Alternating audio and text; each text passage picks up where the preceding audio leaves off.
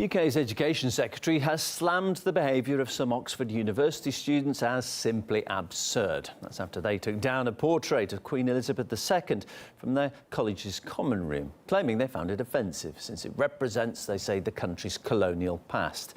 The president of the college in question says the picture was removed after a vote, which itself was the initiative of the students.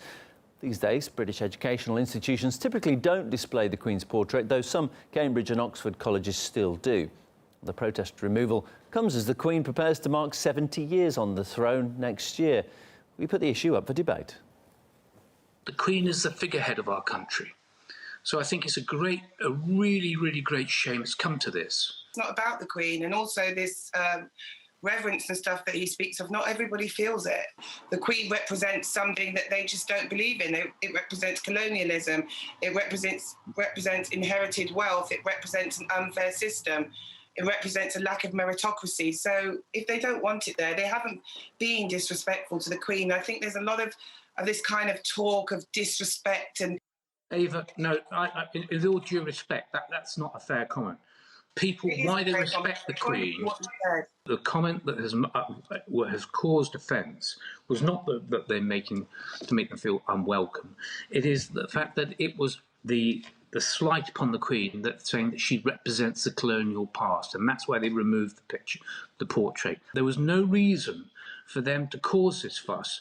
They could have just removed the portrait, but instead of going public and making this, pretty vile insult to the Queen. They made their vote, they took the portrait down. I think that people need to just respect that. And if it hadn't been blown up in the news as the way it was, there wouldn't be this great big fuss about it. I can't believe there's so many comments about a portrait. Where's the outrage been about the Queen and Prince Charles, who've looked at over 1,000 laws before they've been passed and been able to change some of them? I think if we're going to talk about democracy and stuff, let's start with that.